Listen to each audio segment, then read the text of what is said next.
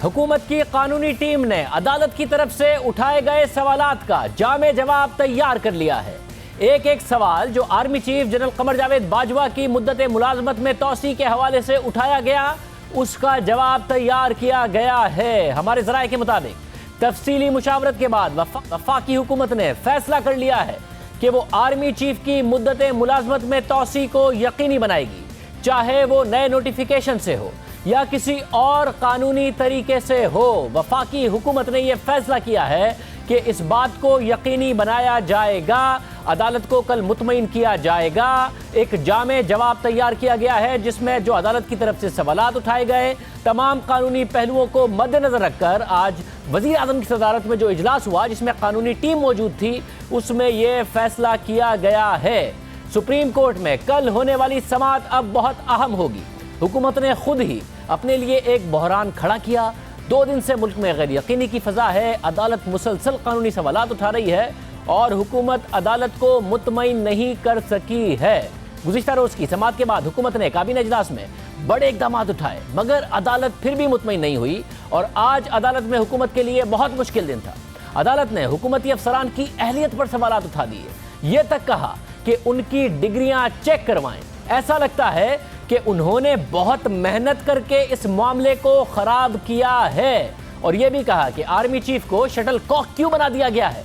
बहुत सख्त रिमार्क सामने आए। साथ ही अदालत ने हुकूमत को डेडलाइन दे दी है कि अगर हुकूमत अदालत को मुतमईन ना कर सकी तो फिर क्या होगा।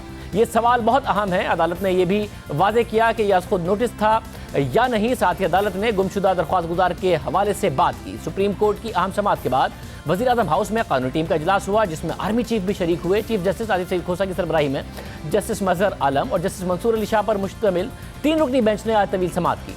समाअत में 2 दफ़ा वक्फा भी आया। समाअत के आगाज़ पर चीफ जस्टिस ने रिमार्क्स दिए कि मीडिया पर गलत खबरें चली कि हमने अज खुद नोटिस लिया है। मीडिया को समझ नहीं आया था कि हम रियाज हनीफ राही की दरख्वास्त पर समाअत कर रहे हैं। फिर चीफ जस्टिस ने पूछा कि क्या गुमशुदा दरख्वास्त गुजार का इल्म हुआ। अदालत में मौजूद दरख्वास्त गुजार रियाज हनीफ राही को रोस्ट्रम पर बुलाया गया। चीफ जस्टिस ने उनसे पूछा कि रियाज राही साहिब, आप कहाँ रह गए थे, कल आप तशरीफ नहीं लाए, हमने आपकी दरख्वास्त जिंदा रखी। जिस पर रियाज राही ने कहा कि हालात मुख्तलिफ पैदा हो गए हैं। इस पर चीफ जस्टिस ने जवाब दिया कि हम उन्हीं हालात में आगे बढ़ रहे हैं, आप तशरीफ रखें। दौरान समाअत चीफ जस्टिस ने अटॉर्नी जनरल को मुखातिब करते हुए कहा कि 255 की ज़ेली शिक ए में मुकर्ररा मुद्दत पर रिटायरमेंट का लफ्ज़ है जो आपके हक में नहीं। आर्टिकल 255 बी भी आपके हक में नहीं जा रहा। उस पर अटॉर्नी जनरल ने कहा कि 1970 के कवानीन के तहत रिटायरमेंट की उम्र मुतय्यन थी।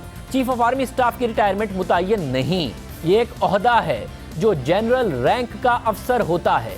अटॉर्नी जनरल ने कहा कि अदालत को आर्मी चीफ के जनरल के ओहदे पर गौर करना होगा। जस्टिस मंसूर अली शाह ने कहा कि मुझे उनके जनरल होने से कोई मसला नहीं, चाहे वो सारी जिंदगी ही जनरल रहें। मामला यह है कि क्या उन्हें बतौर आर्मी चीफ तौसी मिल सकती है। आपने कहा कि आर्मी चीफ को वफाकी हुकूमत तैनात नहीं कर सकती। अटॉर्नी जनरल ने जवाब दिया कि आर्मी चीफ को सदर तैनात करता है। जिस पर जस्टिस मंसूर ने फिर रिमार्क्स दिए कि अगर आर्मी चीफ की तैनाती हुकूमत नहीं करती तो फिर उनको तौसी कैसे दे सकती है। अटॉर्नी जनरल ने जवाब दिया कि जनरल की रिटायरमेंट की कोई उम्र नहीं होती। जिस पर जस्टिस मंसूर अली शाह ने पूछा कि इसका मतलब है कि किसी रिटायर्ड जनरल को भी आर्मी चीफ लगा सकते हैं।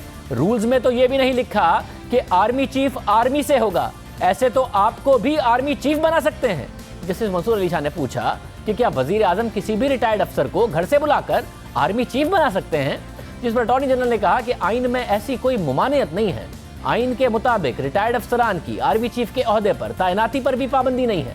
एडहॉक जजिस की मुद्दत में भी तौसी दी गई। एडहॉक जजिस की मुद्दत में तौसी का भी आइन में जिक्र नहीं है। जस्टिस मंसूर ने सवाल किया कि ये बताएं आर्मी चीफ कब रिटायर्ड होंगे। जिस पर अटॉर्नी जनरल ने जवाब दिया कि आर्मी चीफ कल रात को रिटायर हो जाएंगे। इस पर चीफ जस्टिस ने रिमार्क्स दिए कि फिर तो इसका फौरी फैसला होना चाहिए। जस्टिस मंसूर अली शाह ने रिमार्क्स दिए कि आर्मी चीफ की दोबारा तैनाती कैसे हो सकती है जब वो स्टाफ का हिस्सा ही नहीं होंगे, तो आर्मी चीफ कैसे बन सकते हैं। स्टाफ का लफ्ज इसलिए इस्तेमाल किया जाता है कि रिटायरमेंट के बाद स्टाफ का हिस्सा नहीं हो सकता। अटॉर्नी जनरल ने बताया कि जब तक कमांड दूसरे जनरल को सुपुर्द नहीं हो जाती तब तक रिटायर्ड तस्लीम नहीं किया जाता। चीफ जस्टिस ने कहा कि वजीर आजम ने सिफारिश दोबारा तैनाती की थी। सदर की जानिब से तौसी का नोटिफिकेशन जारी हो गया। चीफ जस्टिस के रिमार्क्स पर कमरा अदालत में तहके लगे। चीफ जस्टिस ने रिमार्क्स दिए कि किसी ने दोबारा समरी को पढ़ने की जहमत भी नहीं की, क्या लिखा है और क्या भेज रहे हैं ये भी पढ़ने की जहमत नहीं की। इस पर अटॉर्नी जनरल ने जवाब दिया कि वजारती मामलात हैं, गलतियां हो जाती हैं। आर्टिकल 243 के तहत आर्मी चीफ की मुद्दत मुलाजमत में तोसी हुई, जिस पर चीफ जस्टिस ने कहा कि इस आर्टिकल के तहत नई तकर्री होती है। समरी में तो वजीर आजम ने सिफारिश ही नहीं की कि तोसी दें, वजीर आजम ने नई तकर्री की सिफारिश की है और सदर ने तोसी दे दी है। लगता है किसी ने कुछ देखा ही नहीं कि हो क्या रहा है। समरी एडवाइस नोटिफिकेशन जिस तरह बनाए, लगता है वजारत कानून ने बहुत मेहनत से यह मामला खराब किया है। अटॉर्नी जनरल ने कहा कि सदर ने जो दस्तखत किए हैं वो भी नई तकर्री के दस्तखत हैं, जिस पर जस्टिस मंसूर अली शाह ने कहा कि इसका मतलब यह हुआ कि रिटायर्ड अफसर की तकर्री की गई। आर्मी चीफ 29 नवंबर को रिटायर हो जाएंगे, इसके बाद उनकी तकर्री रिटायर्ड जनरल के तौर पर होगी। इस पर अटॉर्नी जनरल ने जवाब दिया कि आर्मी चीफ उस वक्त तक रिटायर्ड नहीं होते जब तक वो कमांड किसी दूसरे जर्नल के हवाले नहीं कर देते। अटॉर्नी जनरल की बात पर जस्टिस मंसूर अली शाह ने कहा कि एक तरफ आप कहते हैं कि रिटायर हो रहे हैं, फिर आप कहते हैं कि रिटायर नहीं हो रहे हैं, फिर कहा जाता है कि आर्मी चीफ रिटायर होते ही नहीं हैं। आप इसकी वजाहत करें।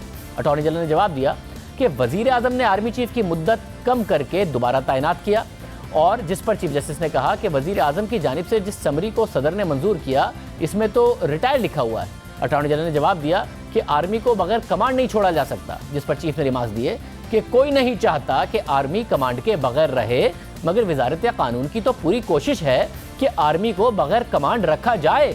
ऐसे तो असिस्टेंट कमिश्नर की तैनाती नहीं होती, जैसे आर्मी चीफ की तैनाती की जा रही है। आर्मी चीफ को शटल कॉक क्यों बना दिया गया है? आर्मी बगैर कमांड हुई तो जिम्मेदार कौन होगा? चीफ जस्टिस ने कहा कि आज आर्मी चीफ के साथ ये हो रहा है तो कल सदर और वजीर आजम के साथ होगा।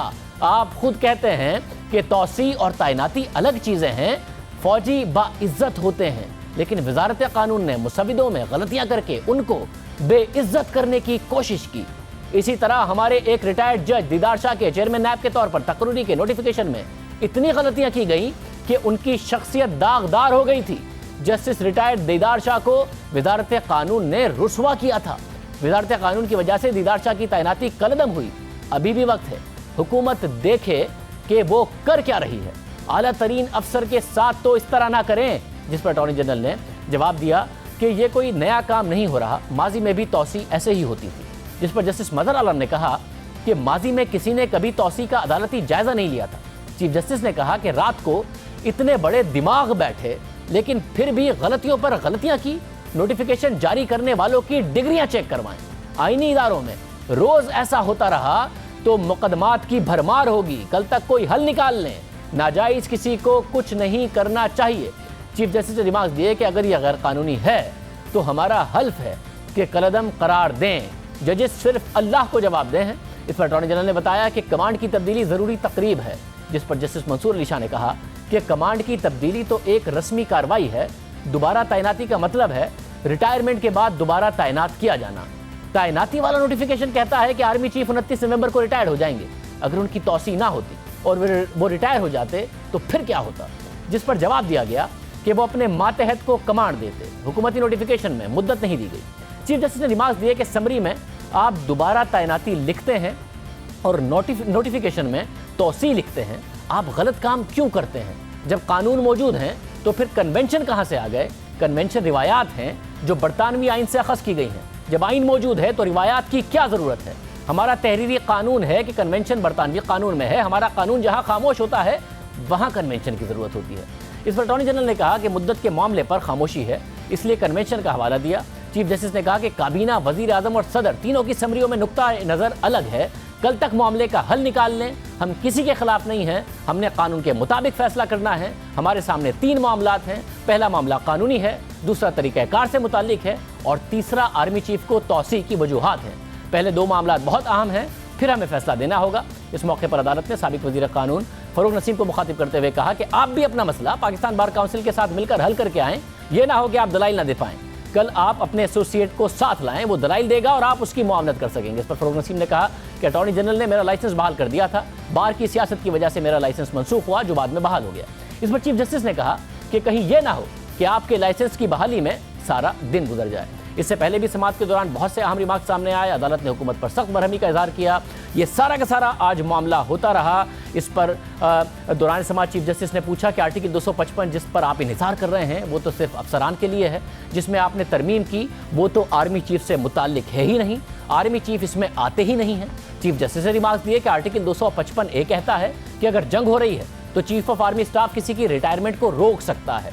यहां आप चीफ को सर्विस में बरकरार रख रहे हैं, आपका सारा केस 255 के गिर्द घूम रहा है। इस पर अटॉर्नी जनरल ने अदालत को बताया कि 1948 से आज तक तमाम आर्मी चीफ ऐसे ही तैनात हुए हैं।